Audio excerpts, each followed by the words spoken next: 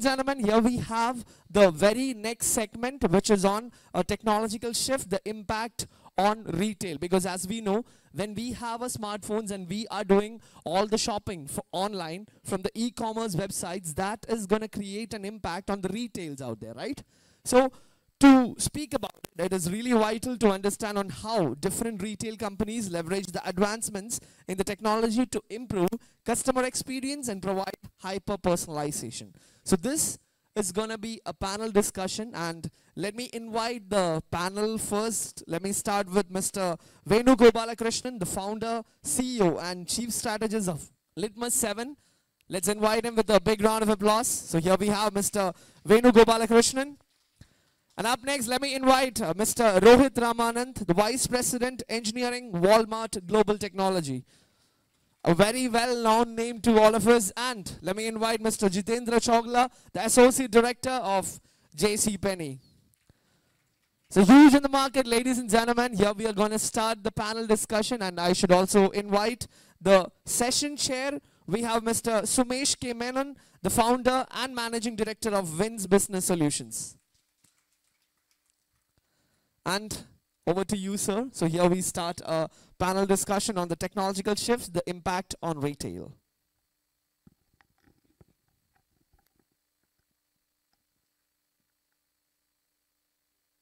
I'm audible? Yeah. Okay. Thank you so much.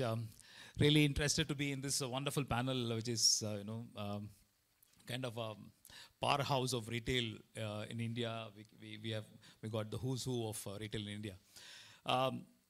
It's very important that this kind of events is going to be in the next future. Different reasons, right? So retail. So if you see the before starting, I'll just set us context. Like this will be a interactive session. So we'll have some topics which will be covered with a question and answer session, which all of them will be answering. And if we have got time, if Sujit permits, probably we'll take at the end of the session we'll take some 1 or 2 questions if the time permits, right? So that's going to be the the agenda of this particular thing. But what exactly we're going to cover, right? So as I was just mentioning, like the retail is something where this is one of the very few industries where we touch the entire population of the world. Somewhere around 8 billion people, right? And which contributes across the world. It's 1/3 of a third of the GDP is being contributed by the retail segment. So it's very imperative to know that how we are going ahead, especially as a tech powerhouse, the India is becoming. How India as such and the entire technology is been helping the entire retail landscape. So before going to them, I must tell you that before technology, right? So the retail covers another ecology, like psychology, right? So if you have been constant follower of the science of retail, there is something called Gruen's Gruen effect, right? So I don't know how many have heard about it. It's 1960s. One Mr. Victor Gruen, who is an Austrian architect, who just came out with a kind of idea, like how the mall, whatever we were seeing it as a mall now, can be designed where once we enter into the mall, knowingly or unknowingly, wanted or unwanted, like in the process, like we buy a lot of things, right? We just go around a mall like a zombie, right? This particular architecture is been invented by Mr. Gruen, right? So it's called Gruen effect. So ultimately, what you're doing is, and from 1960s, what you're doing is you're converting that particular thing into technology and making people come around and purchase all the unwanted stuff, right? So it is all about psychology and technology. So we're going to talk about that particular thing. So let me just start the session as such. So first session is we all know retail has been evolved like in a completely exponential way. We got retail 1.0, 2.0, 3.0, 4.0. Let me just start with Jitendra, because JCPenney is there for almost 100 years, right, in retail. So if you take back, if you go back down the line, what I have understood is, in the year 1400 itself, the cataloging has started.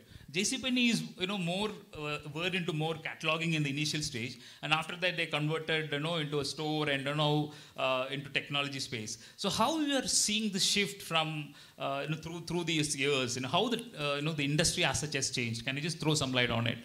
Yeah, are you able to hear me? Yeah, if you look at it, the technology, how is that impacted?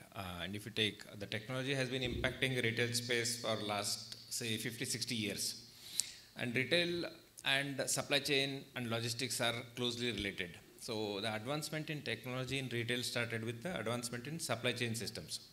So if you look at it, we have been having in the US the large retailers starting from early 1900s. But there were distribution centers which were mostly manual.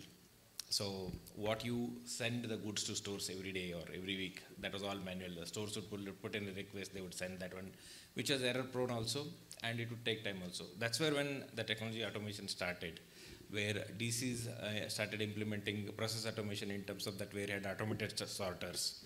Then that evolved into more advanced methods of autonomous or humanless vehicles for pickup and put away. So this resulted in, this was primarily focused on improving the efficiency. So if you look at it, that's where, and a reduction of the cost also. That's one thing, and that later on it evolved or matured into a system where what you are sending is that stores would still request, but that moved into more of a system-driven thing where demand forecast for each of the store was generated using algorithms, and that would get, and shipping the goods from DCs to the stores also was optimized. So that was the thing that drove most of the technological advancements or software development in 80s, 90s or early 200s kind of a thing. So then other area where the technological advancement happened in the stores was on the registers. So where you had the electronics register came in, but it was primarily there was a limited thing what you could do on that. You could key in the devices. But now if you look at it and the price changes if you wanted to do, so it would take a day or two to do the price changes. Now if you look at it, modern point of sale registers where you can change the price or promotions real time. So that's another area where these were the two advancements related to that happened. And when e-commerce started, that's where when the shift in the technology started moving towards more of the customer focus on experience than on the operational efficiency part of it. So when you move to e-commerce or something, the van came in. So all retailers started with commercially available applications, so which was catering to basic needs of e-commerce in the sense that you were able to catalog and send it kind of a thing. But that's where when each company had a different concept in terms of how they want to manage their content, how they want to manage the campaigns. So that's where it started with, they built their own platforms for the e-commerce. That's another advancement. Then other thing that really impacted the technology is in the cloud. Because whenever you wanted to implement a new feature, what organizations would get is that even if you're able to implement a feature faster, deploying that at scale, that would require a hardware procurement and all, that would be a challenge. But with the cloud being available, so you could do faster feature development and deploy that one at a scale. That's the other advancement that started happening. Great, thank you, Jitendra. So Walmart is a poster boy of retail. So you got some 10,000 stores across the world, somewhere around 10,000, right? So moving from 1960s you started, and you are completely gone through the entire spectrum of change. So how do you see and how the technology has changed this particular thing, and how we are seeing this retail is changing as such?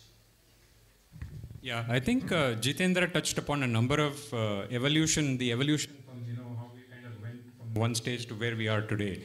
The way I look at it is that very similar, but I kind of classify it into 4 stages, right? And you talked about retail 1.0 to retail 4.0. Retail 1.0 was all about mechanization. It was all about things being mechanical. It was about manual operations. It was a lot about that. Then you kind of moved from there to electrification of some of that, right? You brought in like supply chains and what he talked about, and that was really the electrification. The third, or retail 3.0, kind of moved into internet technologies. And that's when we started to say, oh, we can actually do something online, we can do something offline, we can kind of bring these two together, we can start to do a whole bunch of automation. And where we are today, we're really at the point of digitization. And we're talking about things like personalization. We're talking about things like AR and VR and augmented experiences. We're talking about, Jitendra talked about cloud. I think that's one of the big areas that we're talking about. You don't have to actually, burn the cost of running all the infrastructure on your own. It's like the electricity that we get in our houses. We don't generate electricity on our own, but we pay for what we use. I think it's very similar to that. And we're really getting to that point where we can get to digitization. So I think right through this journey, you'll see that technology has actually played a role in the background to actually get us from 1.0 to 4.0. And there's probably still a lot more to come. Great, great. So, I know, Venu is an engineering champion in the retail technology space. I'm not, going into that, the transformation, but what you are actually seeing from 3.0 to 4.0, that is actually, you are very much involved in that particular two segment, if I'm right.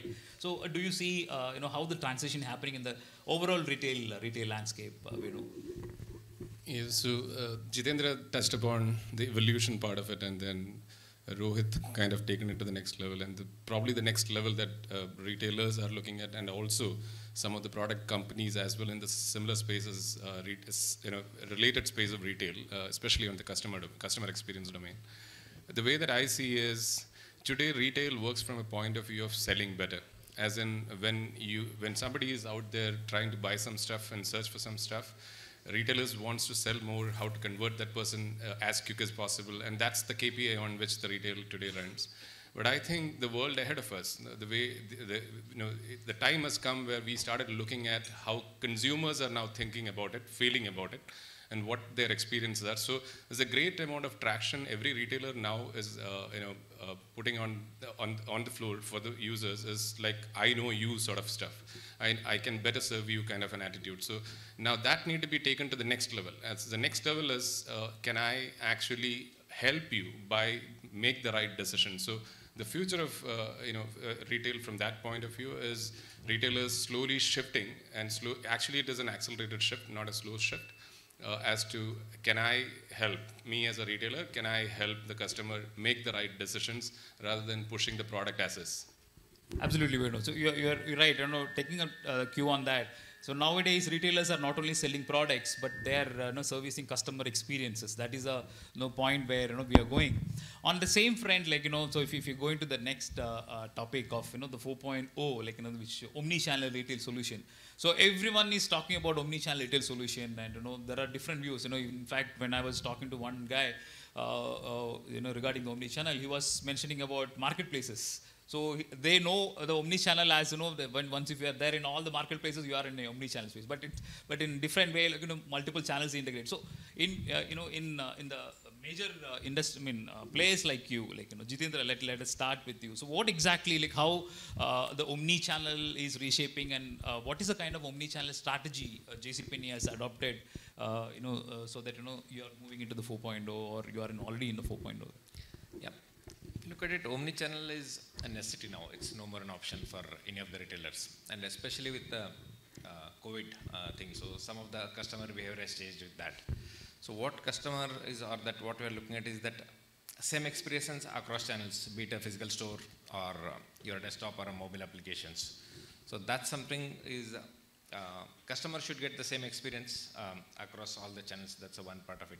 So somebody is able to order online and pick up in store.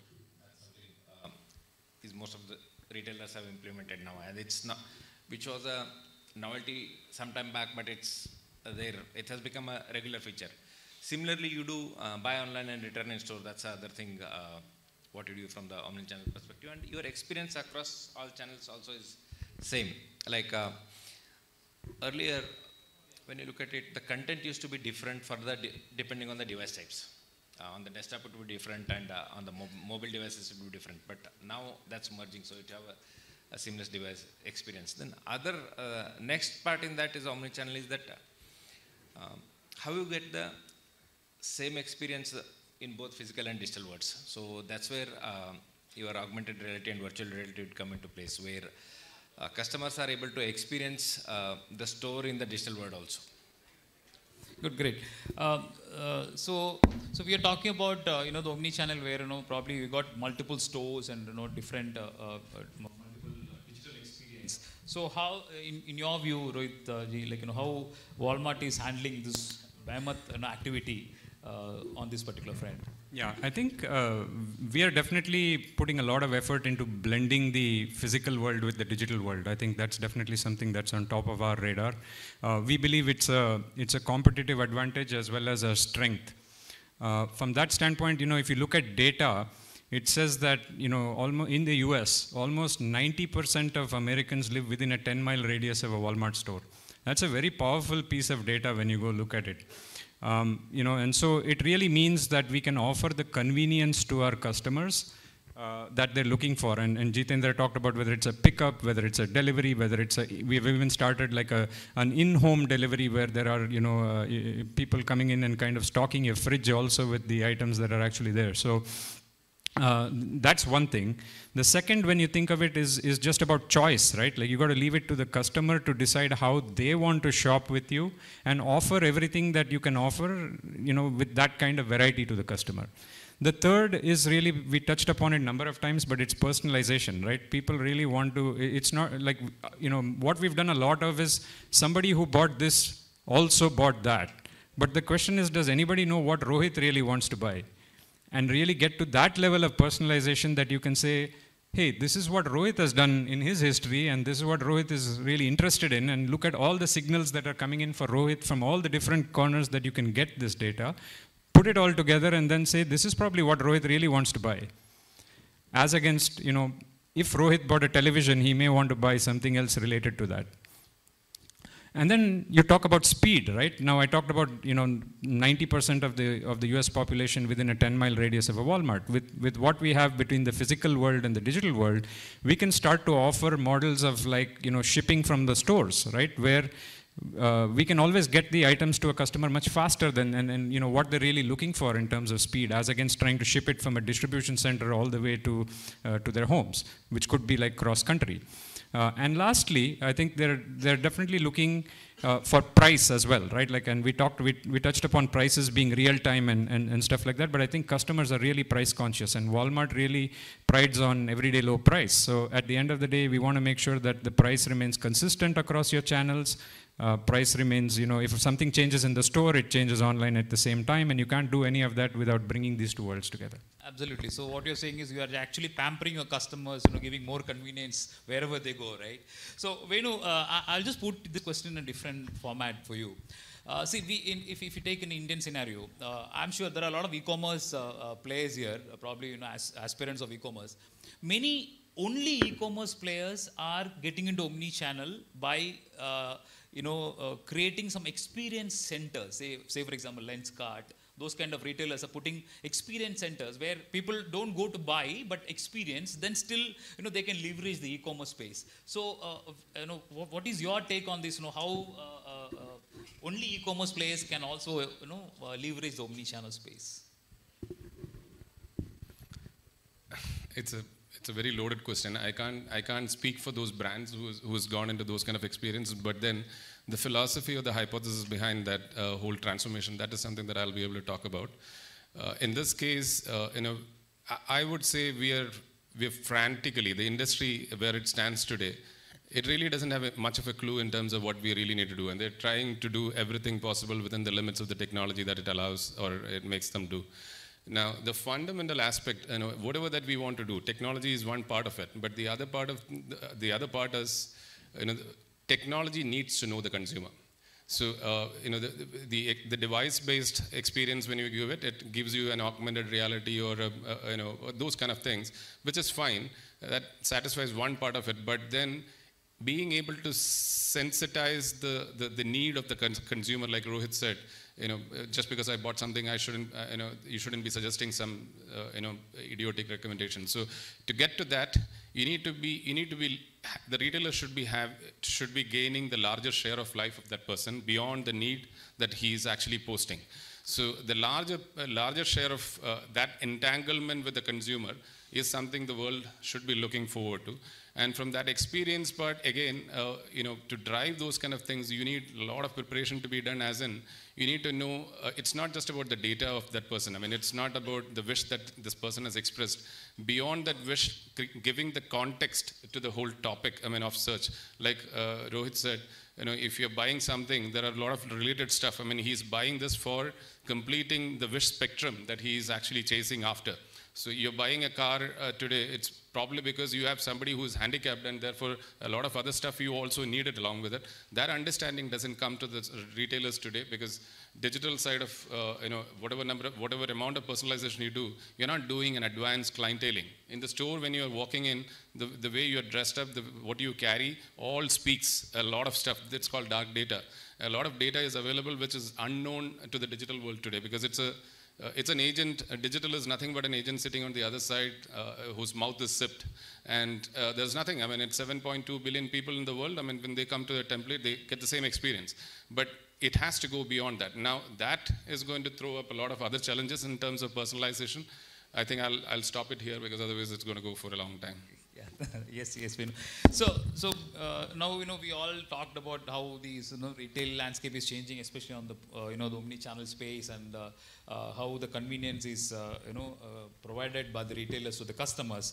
So actually, if you see, actually the customer is actually not going to the products now. The products are going to the customers. That is the transition what we are seeing, right? So especially after COVID. We have seen a lot of behavioral changes in the consumers, where I was just talking to Jitendra, where he was just saying, like, people are not ready to go into the shop and purchase. They will order and wait outside and pick up the products and go. So there is huge lot of the behavioral change is actually happened. So to cater to this kind of behavioral change or the consumer behavior, and I'll just start with Rohit, where I've just read somewhere that in 2022 your Walmart's digital technology budget is somewhere around 14 billion. That is what I've read somewhere, probably, and majority of the Walmart India is doing the entire digital tech. So where exactly where the retail industry is going down the line 40 years, where you are going to put your technology money, and what are the kind of technology what you're going to see in the next few years? Yeah, I think I can't comment on retail budgets, but I'll definitely say this, right? I think we're really looking to invest. I mean, obviously technology is what's going to take us forward. I think we've done a lot in the last few years, especially with COVID that came in. I think we've started to cater to our customers. We've offered a whole bunch of different services, whether it be shopping wise, or whether it's just been to improve the lives of our customers, whether it be even using the parking lots as COVID vaccination centers, or even using them as COVID testing centers. We've done some of that. We've also tried to offer special store hours for the population who is probably more vulnerable to COVID. We've also brought in this whole concept of what we call scan and go. I don't know if many of you have heard of it, but it's also a new way of checking out of the store. One of the reasons why people don't go to the stores is because there's a whole big line to check out. Self-checkout was one of the things that was introduced to kind of reduce that, but the line only shifted from the cashier to the self-checkout line. What we've actually enabled with Scan and Go is allowing you to have your checkout POS in your pocket, right? Where you can actually go in and scan items as you take them off the shelf, put it into your cart, and the time you spend to check out is just the time taken for scanning the last item, and then you just pay with your digital means and you actually leave. So it's a contactless kind of operation that you have in the store, where you can kind of go through and do this. So we're obviously looking for things that, again, as we said earlier, blend the physical and digital worlds. And I'll talk about two use cases over here, right? And to your question. I think one of them, you think of this scenario where somebody comes in and tries to search for something on the website, and searches, does a browse, but doesn't check out. Then, kind of because they're close to a Walmart store, they actually go into the store. Now, if you can identify that this is the same customer who was actually browsing online and kind of didn't complete the transaction that they had, you can now start to prompt them that, hey, you know, with mobile technology and the fact that they carry a mobile phone in their pocket, which we call the nearest shop to them, more than anything else, we can start to prompt them that, hey, you actually did something yesterday and you didn't finish that operation. So now you can really, you're next to this aisle and, you know, potentially this is a little cheaper than it was yesterday, so would you still like to buy it? And you can pop a pop-up message on their app, on their phone. So that's one way that you can really invest and try to bring these two worlds together. I think the other way is, think of this scenario where you carry assortment. Think of apparel. You want to buy a shirt, for example, and you go into a store and you try on a lot of shirts because you actually want to you're worried about the size. Now we're starting to implement things like a virtual try-on, where you can now kind of look at it and decide what's the best size for you. But you can do it in the store as well if you actually went in there, but we can't carry all the assortment of all the colors that you have in the store. Now, if you tried it on and you didn't find that special blue color that you actually like, we can actually send you over to the online systems to say, place your order, and by the time you get home, that shirt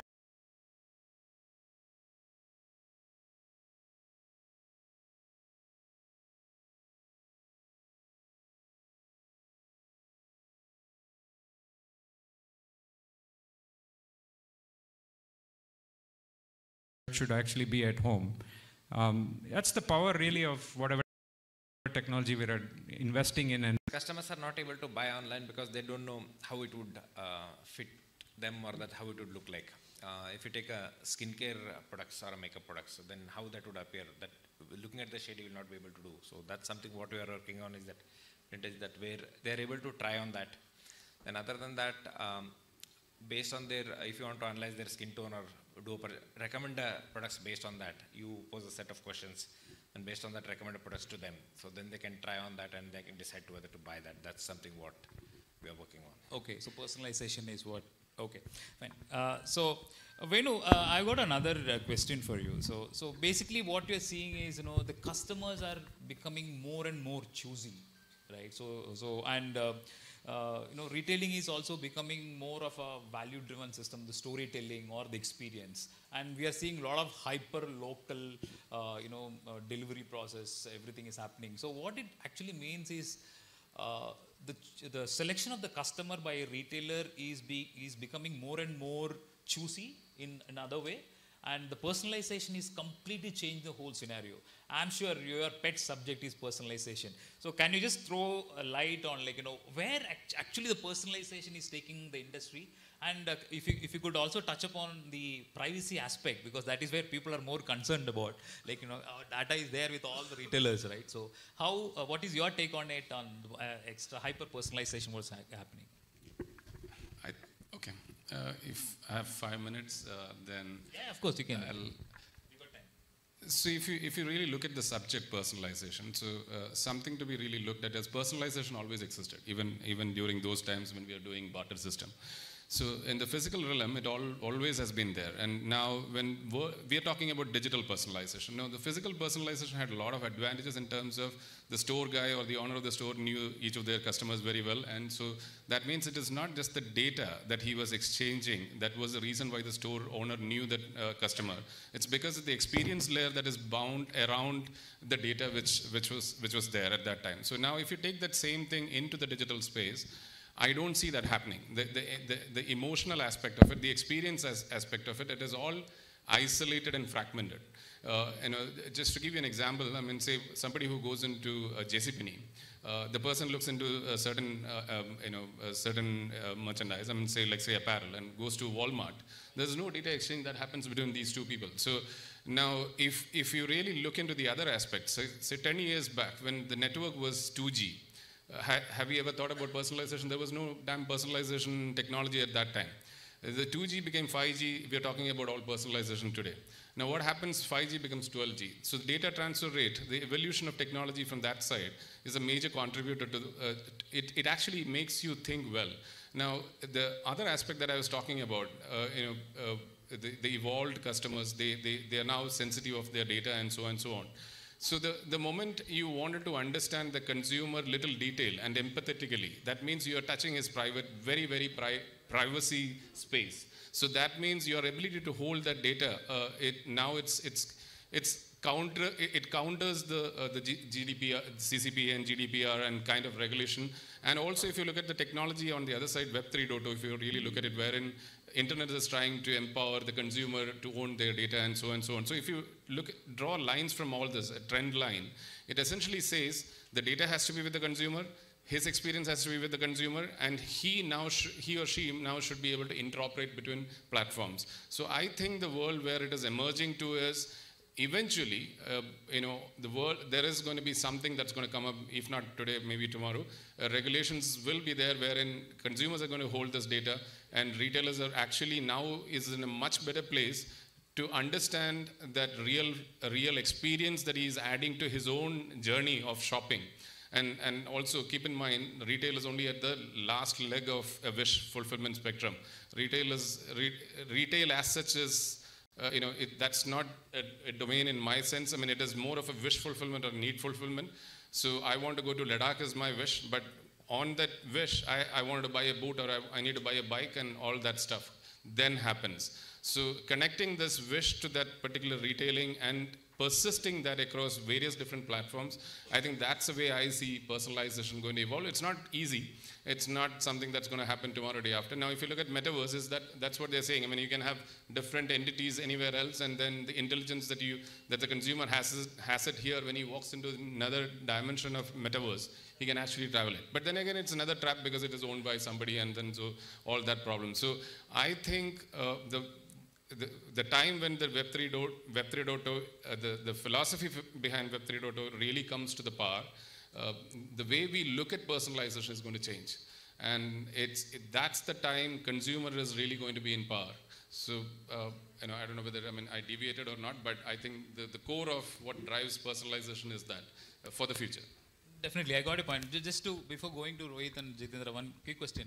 So once you say that there should be a democratization of data or something like that. So are you saying the India government is going to launch ONDC, Open Network Digital Commerce? Probably, are you speaking on that particular thing where anybody can? Well, that's a very lovely thinking. I mean, I can never think of a government thinking anything like this, and it's not that it's not because of my political affiliation, or, of course, I love Mr. Modi for whatever he does. There is no question about it. The way the government is thinking in terms of not only ONDC, but it is also in terms of, the payment system that they have revolutionized. It kind of killed a couple of industries also. One is that Visa, MasterCard is going off, and now the other one is, the candy business has reported loss because there is no need to exchange candy instead of the 10 paise, right? I think India is very well positioned to take over the personalization game to the next level. In fact, ONDC is kind of a competitor to me because one of the products that we are launching is exactly that. I was shocked to see a government has started thinking anything like what we could. I think we will still survive, but it's about connecting the world together and creating a platform, an Internet 3.0. And I think it's a phenomenal exercise in my view. That's right. So Jitendra, how do you see the hyper personalization is impacting the retail industry, especially in your organization? How you are coping up with that change? Yeah. So similar to what Venu touched upon, if you look at it, if you go to a local store, when the Palgatti would have gone to a regular store, so that person knows exactly what you want. So that's something similar we should achieve. That's what the end goal of personalization should be. From a technology aspect, how we look at it, on the digital world, it still looks okay in the sense that when a person is browsing, now whatever the customer personalization we have, it's at a segmentation level. A group of customers are buying something and that gets recommended to everybody. But it should be for a specific user. If you are buying something, it should be to your needs or what your preferences are. If you are, for example, it could be size grouping. Some people buy a plus size clothes. So when they search, the plus size clothes should be shown to them. Or when if they are they prefer a certain brand, products of those brands should be boosted versus what the retailer has a margin on that instead of those getting boosted. Those are some things. And other things that if you, and also when you are searching from technology perspective, you look at it. When you start typing, it starts giving the suggestions on that one. So if you are searching for a furniture, then you start typing a walnut. The system should interfere that you are searching for a walnut color, not a walnut dry fruit kind of thing. That's something system should work on that. And this is on the digital part of it. And the other thing, if you look at it, the advantage what the local store has, the knowing the customers, we don't have in a physical store at a scale. So that's something we should achieve. In a physical store, how you can achieve at a scale that when a customer walks in, what are his preferences? That's something we are trying with the video analytics due to some restriction in storing that facial recognition and storing data. There are some concerns on that, but that's something where we are looking at it, how we can achieve in-store personalization by looking at their purchase history or what they have browsed through when they had a visit last time, what is their, which are the areas they visited. That's something we are working on. Great. So I got a slip, so I'm going to ask the last question to Rohit. In Walmart, what exactly you do, and if I may ask, what are the data, what you store of us in Flipkart? Please, can you just throw some light on your personalization? Yeah, actually, I think Venu and Jitendra covered most of what happens in personalization. But what I want to actually leave you all with, since this is the last question and you say it, is what is the challenge in personalization? Like, why is it that we can't do everything that we've tried to do so far? And think of this scenario. When I talked about blending the digital and the physical worlds, how do you identify that the customer who came on your digital platform is the same customer who's actually walking into your store? It's not that easy thing to do, because on the digital platforms you actually have a user ID, you kind of know who that person is, probably you're using a mobile number, it's much easier to kind of figure that out. But if you actually walked into a store, paid cash and left, how do we know who you are? Like, how do we actually tie it back to something else? So there's a lot of work that needs to happen on the technology side to try and put this data together, on top of which all these experiences that we talked about can actually get built. So, lots of scope for innovation, in my opinion, in this space, a lot of scope to actually do some problem solving, maybe a few patents out there for those who are interested. But in my opinion, that's the crux of the situation, of being able to identify the customer and saying, this is the same customer who came into my store and also into my digital channels. Thank you. Sujit, I don't have time for a question and answer session, right? Or can we? Okay, fine. So anyway, so that was a wonderful session. So I hope you learned a lot of things, and I would like to conclude that the retail industry also should think on sustainable matter, right? So when we are thinking of moving complete online business into online business, we think that we are more becoming greener.